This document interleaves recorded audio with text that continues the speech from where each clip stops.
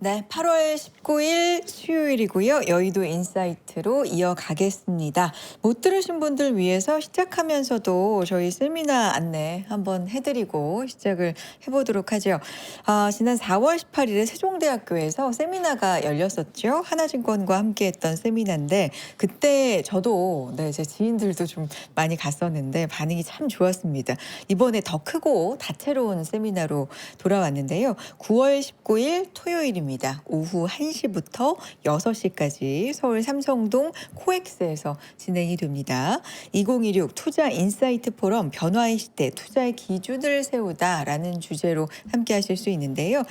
빈센트님, 장호진 대표님, 또 윤지호 평론가님의 시장 분석 들어보실 수 있고요. 하반기 전략까지도 말씀해 주신다고 합니다. 또 AI 시대 투자의 미래에 대해서 누구보다 정확하게 예측해 주시는 분이죠. 카이스트의 김대식 교수님 모실 예정이고요.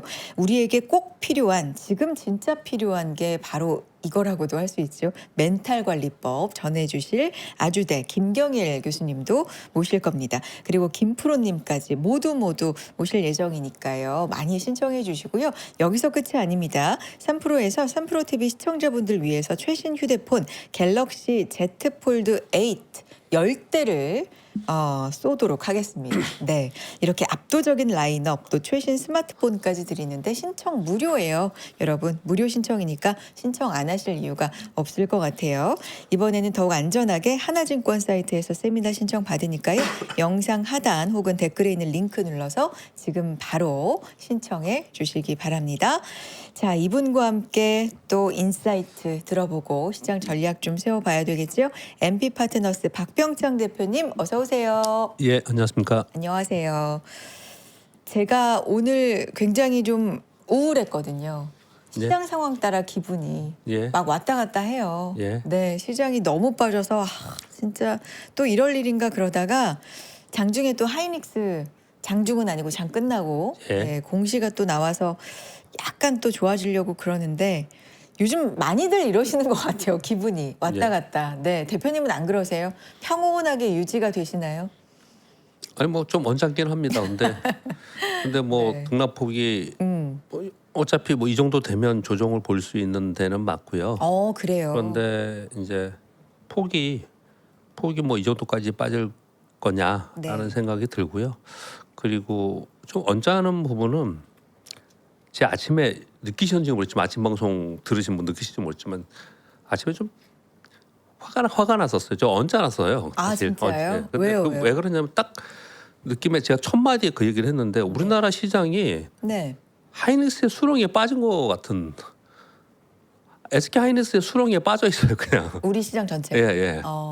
이건 뭐 SK 하이닉스 어제 ADR 빠지고 반도체 미국 빠졌다니까 그냥 전부 다 우울하고 얘들 오르면 또 다들 지난주에 또 오르니까 다들 어디 가서나 방송 이것저것 가보면 다 웃고 있고. 맞아요. 그거 안 갖고 있어도 그거에 이제 영향을 좀 많이 받으니까. 그러니까 제가 이제 좀 짜증이다라고 표현을 했나요? 좀 전에 했던 건 뭐냐면은 아니 뭐 얘는 얘대로 움직이고 다른 거는 다른 데로 갈 건 가고 자기 갈 길을 가야 될 거 아니에요. 그러니까 반도체의 늪에서 좀 벗어나서 전체적인 시황의 흐름이나 수급의 흐름이나 아니면 뭐 섹터의 흐름이나 뭐 이런 거 있어야 되는데 지금 뭐 아무것도 없이 그냥 반도체로만 있으니까 지금 모두 다들 반도체만 얘기를 하고 계시고 그러니까 중간중간에 금리 얘기하고 환율 얘기하고 뭐 이런 거 얘기해봤자 듣기 싫다 그러고 이게 지금 우리 현실이라서 방송을 하고 분석하는 입장에서 이게 뭐야 하는 정도. 그래요. 네. 사람이다 보니까. 그렇죠.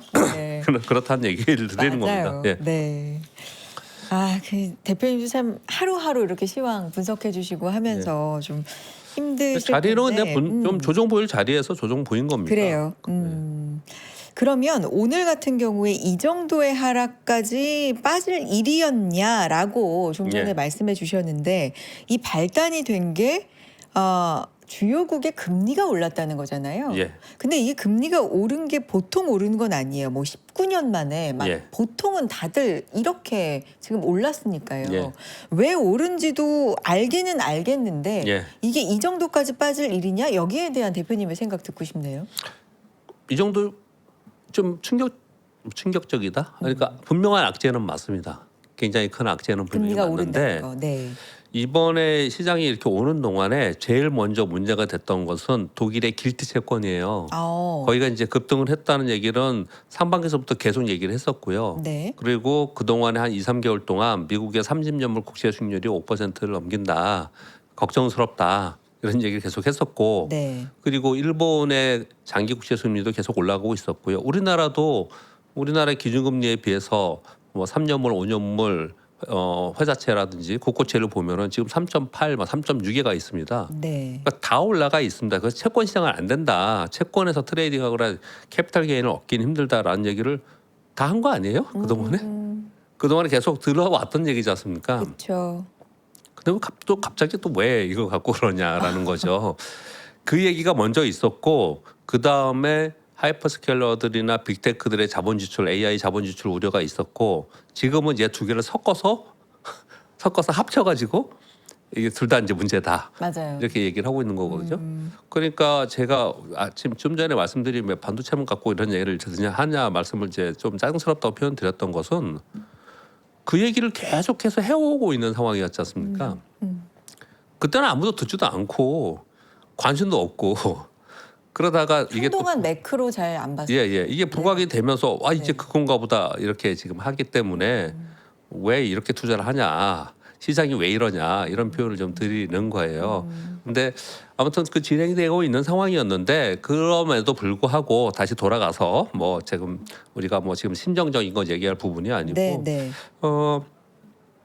그래도 그냥 뭐 잘 버텨나가면서 견조하게 미국 시장이 엊그저께만 해도 역사적 신고지수 아니었습니까? 네. 별 문제 없이 있다가 이제 와서 이렇게 움직이는 부분들은 두 가지 측면이 있는 것 같아요. 하나는 일본이 바야흐로 금리 인상을 좀 빠르게 하지 않을까라는 부분이에요. 다음 달 얘기가 나오죠. 다음 달 얘기 나오고 네. 그리고 또 하나는 뭐냐면은 목표 금리를 2% 정도까지 보는 게 아니냐. 그러면 2%까지 얘기를 하고 있고 10년물이 지금 3% 가까이 되는데 그러면 미국의 금리 차가 별로 안 생기는 거잖아요. 그래서 그러면은 소위 캐리 트레이드 자금이 회수되는 거 아니냐. 이제 요걸 한쪽에서 걱정을 하는 건데 그래서 지금 가만히 보면 미국에서 일본을 도와주려고 하잖아요, 자꾸. 그래서 야 이거 이 정도까지 미국에서도까지 나서는 거 보면은 뭔가 좀 심각한 기류가 밑에 있지 않냐라는 게 이제 한 가지인 거고 또 한 가지는 여하튼간에 물가가 좀 안정이 되면서 금리를 미국의 기준금리를 올리지 않거나 동결하거나 또는 뭐 조금 더 바라건대 뭐 이 상태로 물가가 떨어지면 우리 인하도 할 수 있다 뭐 이런 식의 뉘앙스로 가면은 그러면 조금 잡히겠는데 근데 지금 이란의 지정학적 리스크가 완전히 교착 상태 들어갔잖아요. 그렇죠. 그리고 뭐 해결에 지금 이제 전에는 뭐 해주겠지, 끝내겠지. 뭐 이란이 저렇게 좀 답답하게 굴거나 또는 강하게 지금 반응을 하는데 그래도 선거 전에 트럼프 대통령이 뭔가 해주겠지. 근데 이제는 심정적으로 다들 포기한 상태까지 가 있는 그런 것 거잖아요. 같아요. 네. 그렇죠, 그렇지 않습니까? 그러니까 야 이거 그러면 이제 물가 못 잡겠네. 그러면 진짜 금리 인상하는 거 아니야? 이제 과정이 거기까지 온 것 같아요. 그래서 그 동안의 기대 심리가 상당 부분 이제 포기 상태로 되면서 금리에 대해서 그러면서 이제 진짜 문제가 될 수 있겠구나라는 것을 지금 반영하는 게 아닌가라고 생각을 하거든요. 그런데 제가 오늘도 방송이나 이제 구독 서비스에 이렇게 이제 텍스트를 주면서 이제 그런 표현을 좀 드렸는데요. 일본과 미국은 기초통화 국가예요. 네. 그래서 이런 일이 생기면은 여하튼간에 중앙은행과 행정부에서 돈으로 해결을 합니다. 이게 네네. 정책으로 해결해요. 정책으로. 그래서 이렇게 오늘 일본은 급락했거든요. 네. 아세요? 어제 우리 시장이 일본 급락하는 거 따라서 흉내내면서 똑같이 따라졌어요. 근데 오늘도 일본이 많이 하락했습니다. 한번 네. 차트 한번 볼까요? 일본 시장이 여기 3% 넘게. 예, 지금 일본 투투파이 일본 니케이 투투파이 볼게요. 어제 하락하고 오늘 하락하고 이틀 동안 이거 보시면 음봉을 크게 두 개를 주고 내려왔어요. 이거 뭐 문제가 있는 겁니다. 이게 지금 이렇게까지 내려간 게 별로 없잖아요, 사실. 근데 이렇게 지금 떨어지는 걸 보면은 뭔가 지금 일본에 문제가 생긴다라는 것을 우리가 지금 반영을 하는 건데 우리 시장은 우리는 너무 현명해서 문제인 것 같아요. 세상의 온갖 악재들, 온갖 호재들을 막 다 반영해서 온몸으로 반영을 하는 거죠 시장이. 그래서 어제 전 세계에 다들 이게 뭐야 하는데 우리 시장은 아주 현명하게 일본을 따라서 하락했지 않습니까? 엔캐리 트레이드 정산. 그래 금리 우려를, 인상에 대해서 우려를 네, 하고 있는 거고. 근데 반영하고. 그러고 오늘도 지금 아침에 딱 빠졌다가 반등 시도를 좀 했는데 네. 그러다가 일본이 계속 밀렸잖아요. 그쵸. 근데 끝내 반등을 해내지 못했습니다. 그러니까 지금은 일본 따라가고 있는 그런 상황이거든요. 네. 자, 이게 이제 중요한 핵심 포인트입니다. 음. 뭐냐면 지금의 하락은 반도체가 하락하는 게 아니에요. 지금의 하락은 이 매크로 지표 중에 하나인 환율과 금리로 인한 하락이거든요. 특히 금리로 인한 하락이거든요. 네. 결국 금리로 인한 하락이기 때문에 전체 시장을 판 겁니다. 위험 관리하는 외국인들이. 그래서 외국인들의 오늘 수급을 보면 지금 현재 3.7조 순매도거든요. 네. 3.7조의 순매도인데 화면 보시면요. 외국인들이 오늘 비차익 프로그램 매도가 3.8조예요. 전체적으로 프로그램 매도가 4.2조가 나왔습니다. 이 3.8조인데 이게 거의 대부분 지수 관련 대형주의 매도가 나온 거예요. 그러니까 패시브로 위험 관리 매도가 나온 거예요. 요 숫자로 하나 말씀을 좀 드리겠고 또 한 가지는 오늘 특이한 점 중에 하나가 이 코스닥에 있는 종목들을 보면요. 코스닥이 장중에 약간 강보합종 같은 올라가기도 했잖아요. 맞아요. 이거 지금 장 끝나니까 이거 끝난 거니까 빼고 장중에 KRX로 볼게요. 네. 장중에 보면 중간에 뭐 알테오젠 이런 걸 뭐 개별적이니까 그렇다 치고 여기 보면 HBSP나 ISC나 PSK나 2% 빠졌고 뭐 이런 종목들을 이렇게 보면은 네. 테스도 강보합이었고요. 네. 이게 반도체 장비주들이 이렇게 떠 있지 않습니까? 그렇죠. 오늘 반도체 투톱이 폭락했는데 얘들은 왜 떴어요?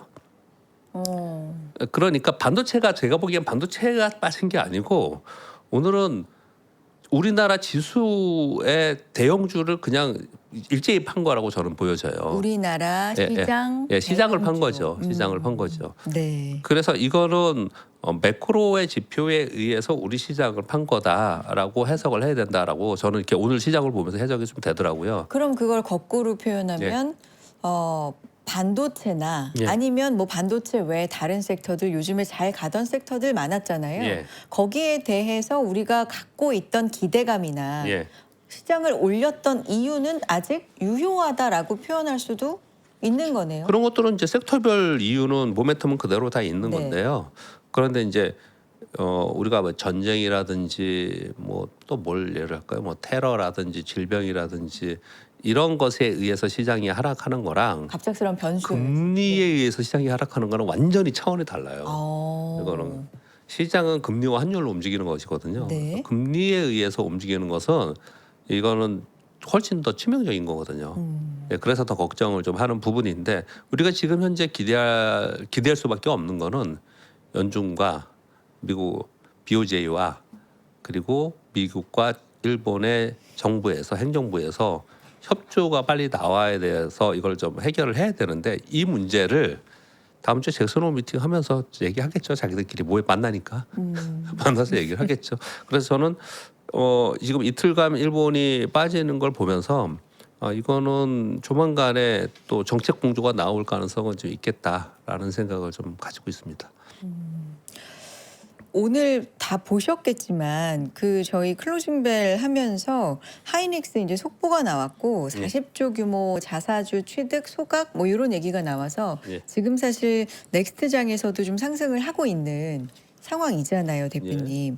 그러면 이제 이런 걸로 보면 물론 확신할 수는 없지만 내일 만약에 오늘의 낙폭도 있고 내일 만약에 이런 이슈 때문에 뜬다. 예. 근데 지금 말씀으로는 금리에 의해서 사실 하락하는 게 예. 더 치명적이다라고 예, 하셨으니까 금리 확인할 게 굉장히 많단 말이에요. 예. 일정들이. 예. 그럼 내일 만약에 떴을 때 예. 비중을 줄여야 돼요. 아니 뭐 그렇게 하루하루 거래하지 마세요. 그렇게 하루하루 거래하지 마시고요. 네. 뭐 이런 거죠. 예를 들어서 내일 네. 오늘 9% 빠졌잖아요. 맞아요. 내일 10% 아침에 뜬다. 그럼 저 같으면 팔겠어요. 왜냐면 다른 사면 되니까. 그런데 하루하루 그렇게 하지 마시라고 표현을 드는 게 어차피 이거 들고 갈 분들은 지난번 저점은 저는 안 깬다고 보거든요. 지난번 7월 말에 있었던 저점 지수도 그렇고 좋은 것들도 쉽게 안 깰 거라고 저는 봐요. 그래서 거의 그때도 안 팔고 버티신 분들은 이번에는 그보다 높잖아요. 그래서 뭐 가져가도 위쪽을 더 바라볼 수 있다고 저는 생각을 하거든요. 근데 왜 10%는 팔려고 그러냐? 10% 아침에 뜨면은 팔면은 그 밑에서 다시 살 수 있, 더 싸게 살 수 있으니까 그거는 뭐 그런 개념이고요. 단기적 개념이고 그리고 그걸로 인해서 오늘 호재가 나와서 내일 뜨는 것도 저는 제한적인 그런 생각을 해요. 일단 내일은 어느 정도 반등은 약간 할 거라고 생각합니다. 이제 이유는 아까 이건희 대표 얘기했는지 모르지만 외국인들이 오늘 아침부터 현선물을 계속 팔더라고. 우리가 습관적으로 증권 사람들은 증권계에 있는 현선물이라고 표현하거든요. 선물과 현물을 동시에 파는 거. 네. 동시에 현선물이라고 이제 묶어서 얘기하는데 네. 아침에 동시에 같이 팔더라고요. 보통 네. 그걸 거꾸로 많이 하거든요. 네. 엇갈리기 하는 이유는 이제 차익 거래를 하기 때문에 그렇습니다. 그런데 동시에 같이 팔던데 막판에 보니까 선물 매도를 많이 줄였어요. 다시 샀어요. 외국인들이. 그러니까 매도로 일방적으로 막 해서 내일도 매도하고 모레도 매도하고 이런 게 아니더라고요 보니까. 그러면 외국인들은 일시적으로 이런 현상이 나타났고 그리고 현물에서는 뭐 위험관리 매도를 했다 하더라도 선물에서는 일정 정도 다시 회귀를 했다라는 부분들을 하고요. 그리고 이제 미국 시장도 어제 빠졌지만 사실 반도체 빼고는 많이 빠지지 않았어요. 그렇죠. 애플은 플러스였고 뭐 다른 거는 아마존도 플러스였고 그래 플러스였습니다. 그래서 반도체 빠진 것뿐이 이제 전체적으로 우리 시장에 영향을 크게 준 거지. 네. 미국 시장 자체가 막 치명적으로 빠진 게 아니거든요. 네. 근데 그런 상황 속에서 분위기 뭐 조금만 잡아가면 반도체만 우리 영향을 주는 거지 그냥 미국 시장은 또 다시 플러스가 될 수 있는 거거든요. 그런 부분들 보면은 우리 시장은 오늘 또 낙폭도 있고 했기 때문에 내일 살짝 반등도 줄 수 있고 그 과정에 지금 SK 하이닉스가 이제 호재성 재료가 지금 나오면 아침에 그걸 반영을 하겠지만 뭐 전체적으로 지금 시장에 상단이 눌려 있는 거는 금리거든요. 근데 그런 부분들에 대한 해소가 없으면 제한적일 수밖에 없다. 그렇게 이제 반등도 제한적일 수밖에 없다. 네, 그렇게 좀 생각을 합니다. 지금 미국의 30년물 장기 금리가 5.33% 돌파하고 이게 19년 만에 최고라고 하고요. 대표님 이게 이유가 뭐 여러 가지가 나오고 있는데 일단 미국 빚이 많다는 건 뭐 어제 오늘 일이 아닌데 이게 더 늘었어요. 전쟁하면서 네, 더 늘었습니다. 네, 더 늘었고 국가 부채가 지금 40조 달러에 육박하고요. 그러니까 당연히 인플레 우려 있다는 거 우리 다 알고 있고, 근데 이것까지 있더라고요. 그러니까 국가만 채권을 발행하는 게 아니라 빅테크들도 회사채를 발행한다. 이것까지도 지금 더해져서 올라간다고 하니까 이 부분이 상당히 어떻게 인사이트를 좀 받아야 되는지 궁금해요. 미국이 걱정되십니까, 여러분? 미국이 걱정이라기보다 미국의 빚이 오늘 이틀 하루 이틀 사이가 아니잖아요. 근데 기술주나 빅테크들이 사실은 걱정되는 게 더 직접적인 것 같긴 해요. 그게 무너지면 우리까지도 영향이 있으니까. 그래서 이제 반도체가 그래서 그 놀린 거예요. 반도체가 그래서 빠지는 거잖아요.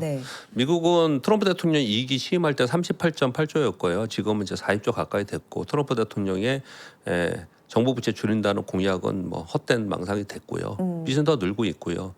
그래서 39조 달러일 때 이자가 얘들이 3.4% 정도 된다고 해요. 평균 이자율이요. 그래서 1.3조 원 정도, 1.3조 달러가 저 이자로 나가는 거예요. 그래서 제가 예전에 제가 이거 뭐라고 해야 돼? 그 뭐 사설도 아니고 이제 이런 기고도 한 적이 있었는데. 그러면 작년에 왜 이런 기고를 했었냐면은 그 이제 관세한다고 그랬잖아요. 맞아, 관세 수입이 2,500억 달러.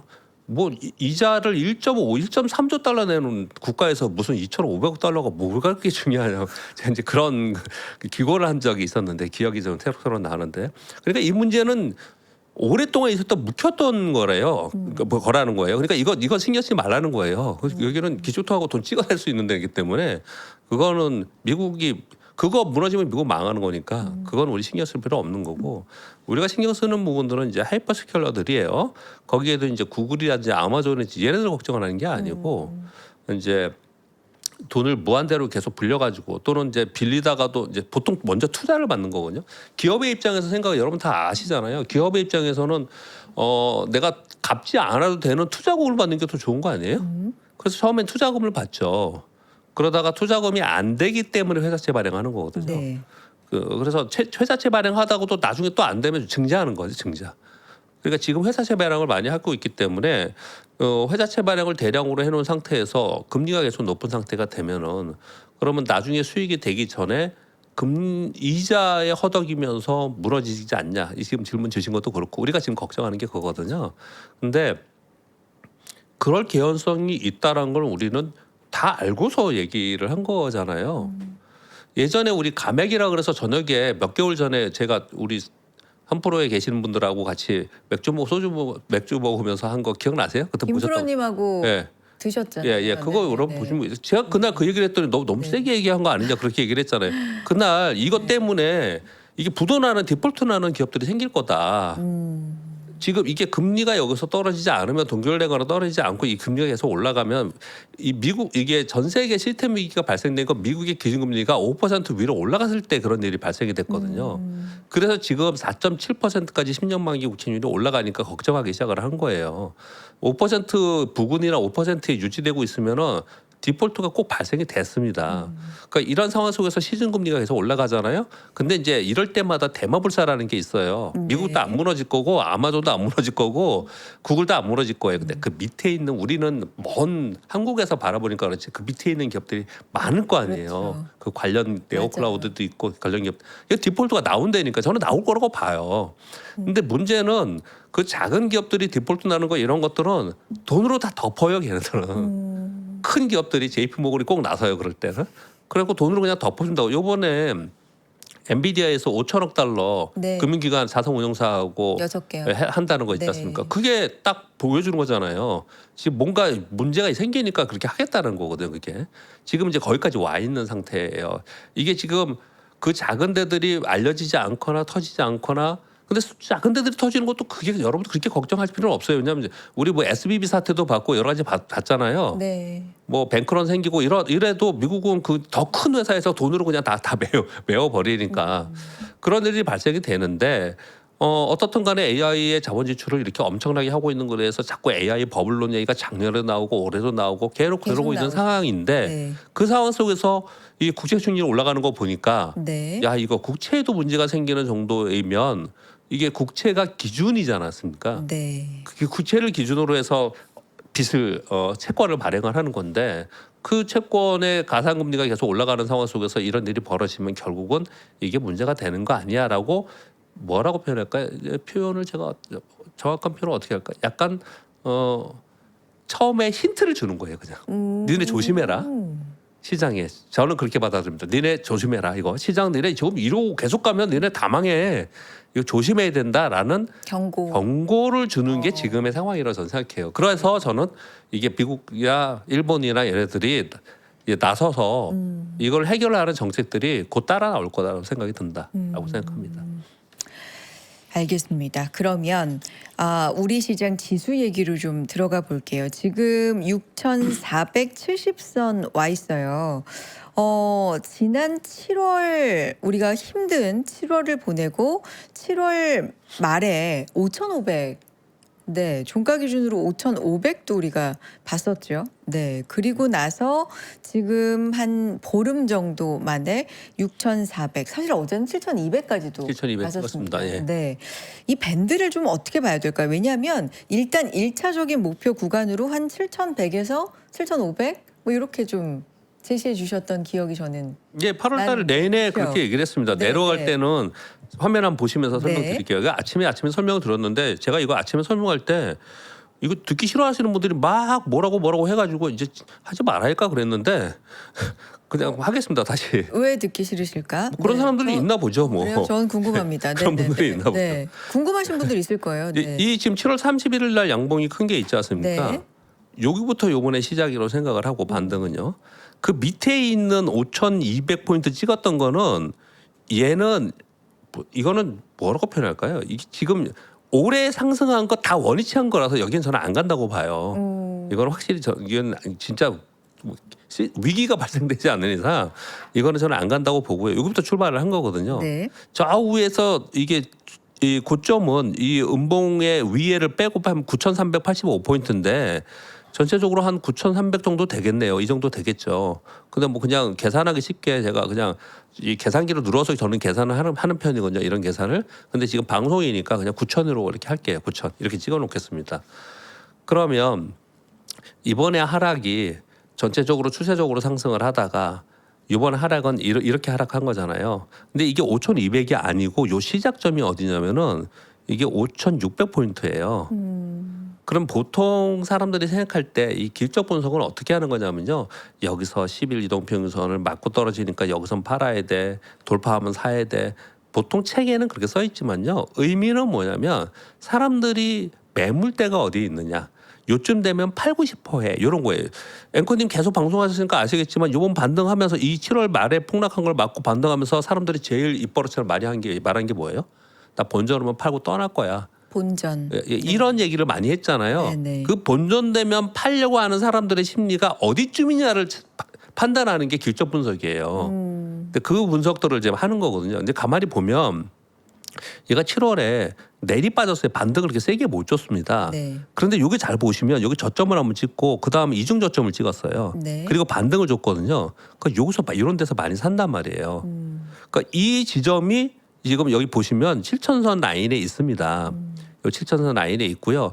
그리고 우리가 박스권으로 보통 이게 그릴 때 박스로 시장이 움직인다는 건 어떤 의미냐면요. 제가 이렇게 그려볼게요. 그냥 의미로 여기 다 지워졌네요.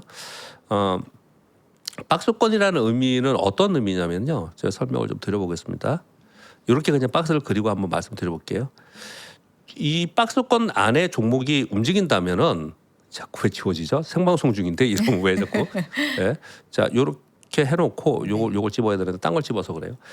이렇게 올라가지 않습니까? 올라가는 종목이 돌파할 때는 대부분의 종목은 여기에 맞고 이렇게 내려가지 않고요. 여기서 올라갔다가 내려와요. 올라갔다가 다시 내려오든지 아니면 올라갔다가 내려왔다 다시 가든지 이런 식으로 움직이거든요. 네네. 이 종목 왜 보면 제가 근거를 대드릴게요. 어떤 종목이 막 올라가다 10만 원 근처 돼요. 네. 막 올라가다 100만 원 근처 돼요. 그럼 100만 원 못 가고 떨어지지 않아요. 그렇죠. 갔다가 떨어져요. 갔다가 갔다가. 종목들이 네, 그러거든요. 그래서 이 박스권은 어떤 의미를 갖냐면 이런 거예요. 여기서 올라갔다가 내려올 때는 얘를 지지해야 되죠. 이거 엔비디아 때문에 설명 많이 드렸습니다. 네. 그거 다시 올라가고 이게 센 종목이에요. 근데 이게 만약에 이 박스권으로 들어온단 말이에요. 네. 그러면 이 박스권의 요 상단 부분에서 얘가 왔다 갔다 하느냐, 하단 부분에서 왔다 갔다 하느냐는 되게 달라요. 이거는. 이거 전부 다 다릅니다. 왜요? 상단 부분에서 왔다 갔다 한다는 얘기는 여기서 조정을 보이고 나는 가겠다는 의미고 하단에 있다는 거는 약하기 때문에 밀릴 가능성이 높아요. 심리적으로 여기 있는 걸 안 사요 사람들이요. 여기 있는 걸 사지. 네네. 그러니까 사람들의 심리가 수급으로 연결되기 때문에 이런 상황이거든요. 네. 근데 여기에 있느냐 여기 있느냐의 기준이 뭐겠습니까? 가운데에 있는 중간선인 거예요. 중간선. 네. 이 중간선에 위에 있냐 아래에 있냐를 따지는 거란 말이에요. 그렇죠. 그런데 보세요. 지금 그걸 가지고 이번에 고점이 9,000포인트 살짝 위잖아요. 그 이번에 저점이 여기 있지 않습니까? 네. 여기하고 이 지수 더하기 지금 한번 더해 보세요. 여러분들도 이 지수가 종가 9,000포인트니까 이거 9,000이라고 하면 되겠네요. 네. 음봉이니까 이게 9,000으로 하고 여기 시작이 시가니까 5,600이에요. 뒤에 거 자리 빼고 네. 워낙 크니까 폭이 5,600 더하기 9,100 나누기 2 하면 얼마쯤 나오냐면 그게 7,100, 7,200이 나와요. 네. 거기서 7,100에서 7,500 사이가 이 사이가 중간이에요. 이거 눈은 보시기에도 중간이 여기쯤 되죠. 요 중간이 여기서부터 여기까지 보면 중간에 이쯤 되잖아요. 이렇게 해놓고 지수가 이 위에 있느냐 아래에 있느냐는 얘가 약하다 강하다 이렇게 표현을 하는 거거든요. 근데 얘가 지금 아랫부분에 있잖아요. 그렇죠. 그렇기 때문에 이 아래에서는 올라가는데 따라서 하면 안 돼요. 아직까지 약세 구간이라는 거예요. 이거는. 아, 이 위에 있으면 올라가는 거 막 따라서 해도 된다고요. 네네. 근데 지금은 약세 구간에 있는 거기 때문에 올라가는데 따라서 하면 안 된다고 표현을 드리는 거거든요. 네. 그래서 저는 그래서 어떻게 표현했냐면 이 50% 라인하고 얘들이 여기서 이중 저점을 찍고 올라갔던 여기에 수급들이 있기 때문에 이쯤에 오면은 여기서 이제 목표 지수를 7,100과 7,500 오면은 이번에는 한번 매물 맞고 떨어졌다가 가더라도 다시 간다. 아. 이런 악재를 떠나서 이 수급에 의해서 보통 기술적 분석가는 다 그렇게 얘기를 하고 있고요. 그래서 이 지수를 위로 옆으로 따라가 봤더니 이게 7월 22일, 23일, 24일이에요. 그래서 제가 지난주에도 여기 나와서 말씀드렸잖아요. 종목도 7월 20일, 23일 정도 가격이 되면은 거기를 요번에 만약에 매도하고 싶은 분들은 거기서 매도 가격 그 날짜의 가격을 매도 가격으로 정해라. 이렇게 제시해 드렸잖아요. 이거를. 맞아요. 7월 23일 강조해 예. 네. 그게 지금 7월 23일이 7,100이에요, 이게. 네. 근데 지금 7,200까지 왔지 않습니까? 어제 잠깐. 맞고 네. 어제 고점으로부터 떨어진 거예요. 네. 그러니까 저는 이거를 자연스럽게 생각한다니까요. 거기에 이제 악재가 나왔지만 금리에 대한 강력한 악재가 있긴 하지만 자연스럽게 떨어질 자리에서 떨어져서 악재가 나왔기 때문에 좀 더 떨어졌다고 저는 생각을 하는 거예요.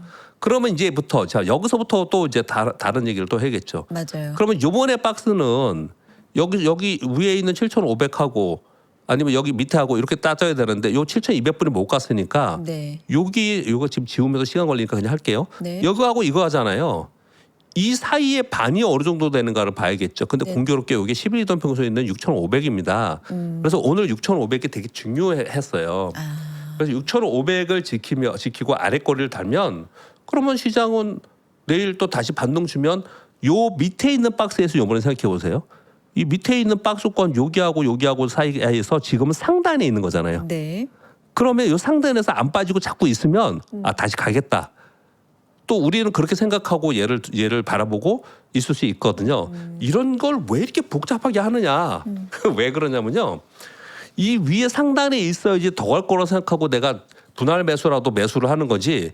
얘가 이 밑으로 떨어져 버리잖아요. 여기서 네. 사면 안 돼요, 이거는. 아, 이 밑에는 올라올 때 또 매물 맞고 그래서 힘겹고 오히려 어쩌면 더 빠질 수도 있는 거잖아요. 여기서는 실익이 없습니다. 네네. 여기에 있어야지만 더 갈 수 있다라고 생각하는 거거든요. 그래서 내가 주식을 더 줍줍할 거냐 살 거냐 분할 매수할 거냐 분할 매도할 거냐는 주가의 위치가 어디에 있냐에 따라서 투자 전략이 지금부터 이후에 판단을 하는 것이기 때문에 매우 중요한 거예요. 그렇게 설명을 좀 드리고 있는 겁니다. 그래서 일단 요번에 제가 제시해드릴 목표 지수까지는 와서 또 종목들도 이렇게 대부분 왔어요. 삼성전자도 이 가격까지 왔어요. 못 간 거는 SK하이닉스가 못 갔어요.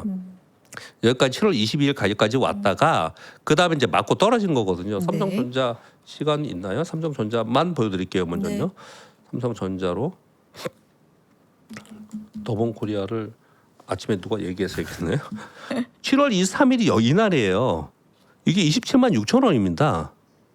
여기 이날 여기 왔잖아요. 삼성전자는. 여기 오면은 일단 내가 이익이 났거나 밑에서 산 사람들은 매도를 하고 그 다음에 다시 사도 된다. 왜냐하면 악재가 안 나왔어도 매물이 나올 수밖에 없는 거다라고 표현을 좀 드리는 거고요. 근데 이제 하이닉스 갖고 계신 분은 이제 힘든 거죠. 하이닉스는 가지를 못했어요. 그렇죠. 좀 더. 하이닉스는 여기 있는 거거든요. 네. 그러니까 이 얘기 뭐냐면 우리 네. 인정할 거 인정해야 돼요. 하이닉스가 삼성전보다 약화되니까요. 얘가 지금 약한 거예요 시장에서. 요즘에. 수급이 요즘에 지금 약한 거예요.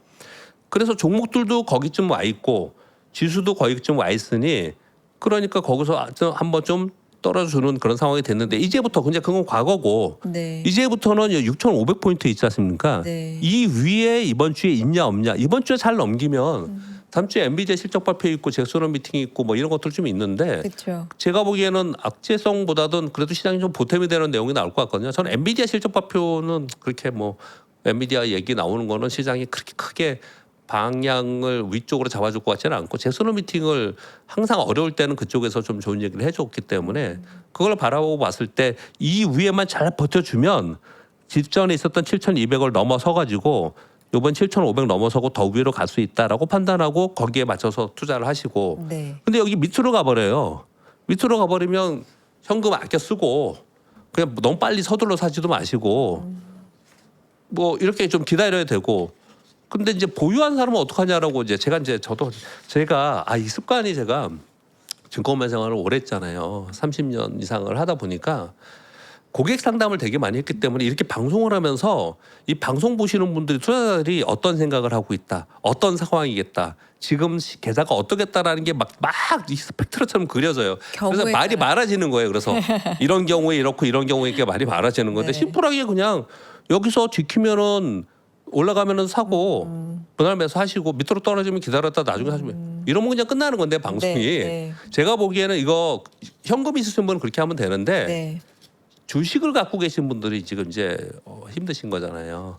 근데 그래서 그 주식 가지고 계속 계신 분들에게는 이렇게 말씀드리고 싶어요. 오늘 제가 방송을 많이 해가지고 말이 계속 이러네요. 이 장대 양봉 7월 31일 날 났던 장대 양봉 있잖아요. 이 장대 양봉의 중간 값이 한 6,000에서 6,100 정도 돼요. 이 6,000을 깨지 않을 것 같고요, 저는. 그리고 이 저점은 이 장대 양봉의 최초 적점이 5,600이거든요. 5,650포인트. 이건 저는 안 깰 거라고 봐요.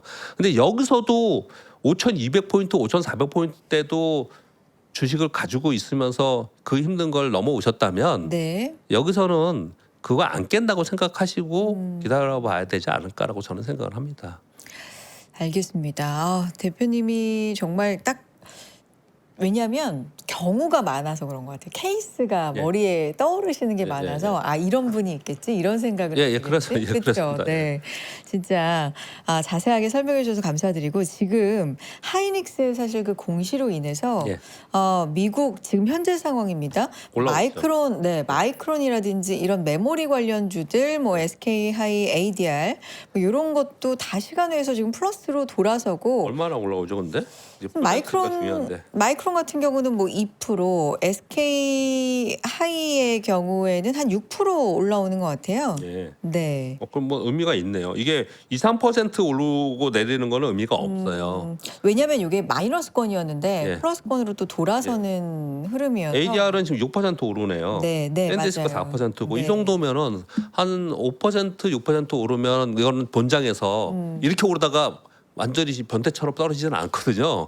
그러니까 2%는 마이너스 날 수 있어요. 근데 이 정도에 올라온다면 오늘 뭐 내일도 한번 기대해 볼 수 있는 네. 상황으로 마감되지 않나 생각합니다. 내일은 또 반도체 투톱 뭐 중심으로 해서 오늘 너무 많이 빠졌기 때문에 그러면 이건 어때요? 시간은 없지만 마지막 질문을 드리고 싶은 게 8월 들어서 그래도 긍정적으로 좀 봤던 게 반도체 투톱도 어느 정도 회복을 했지만 이게 막 격하게 움직이진 않으면서 순환매가 굉장히 잘 돌았다고 생각하거든요. 예. 코스닥 같은 경우도 예. 바이오도 가고 소부장도 가고 뭐 로봇도 가고 화장품도 가고 꽤 많이 예. 뭐 만족스러울 만큼은 아니지만 예. 저점 대비해서는 그래도 올라와 줬는데 예. 오늘 이렇게 좀 같이 무너지는데 코스닥은 조금 덜 무너지는 감이 맞습니다. 있었어요. 예. 이게 또 의미하는 바가 있을지도 좀 궁금해서요. 코스닥도 네. 이번에 우리 상반기에는 네. 코스닥이 반동 주면 이건 뭐 또 소기명이야.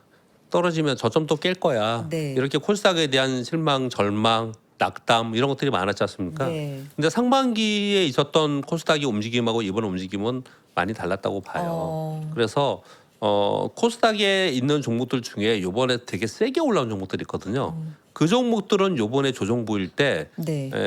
저는 매수 접근해서 단기 차익 실현을 노려봐도 된다. 수익률을 위해서 저는 그렇게 생각을 하거든요. 네. 전체적인 시장 분위기가 달라진 거고요. 네. 그리고 삼성전자, SK하이닉스가 상반기처럼 완전히 강하게 움직이는 그런 상황에 대해서 이제는 그렇지 않을 거라고 생각하는 사람이 더 많기 때문에 그렇죠. 다른 데서 수익률 추구를 하려고 하는 거예요. 그래서 순환매가 나오는 거거든요. 네네. 그런 분위기 자체가 코스닥에 요번에 올라올 때 센 종목들을 여러분들 보셨다면 지수도 저는 직전 저점 안 갈 거라고 봐요. 지수도 요번 조정 보이고 다시 돌파해서 900을 넘기지 않을까라고 생각이 들거든요. 네. 그런 의미에서 본다면 지수가 좀 어려우시다면 요번 올라갈 때 코스닥 올라갈 때 더블씩 올라오는 종목이 있습니다. 요 잠깐 사이에 네네. 거의 100% 올라오는 종목들이 있거든요. 그런 종목들을 찝어내셔갖고 그 종목이 조정 보일 때 그걸 눌림목 매수하는 관점을 한다면 또 짧게 수익을 낼 수 있는 거래가 되지 않을까라고 생각합니다. 알겠습니다. 대표님도 출장 가시죠? 저는 내일 일이 있었고 모레 갑니다. 건강하게 예. 잘 다녀오시고. 감사합니다. 네, 또 저희는 다음 주에 뵙도록 하겠습니다. MP 파트너스 박병창 대표님의 인사이트 오늘 함께했습니다. 고맙습니다. 감사합니다.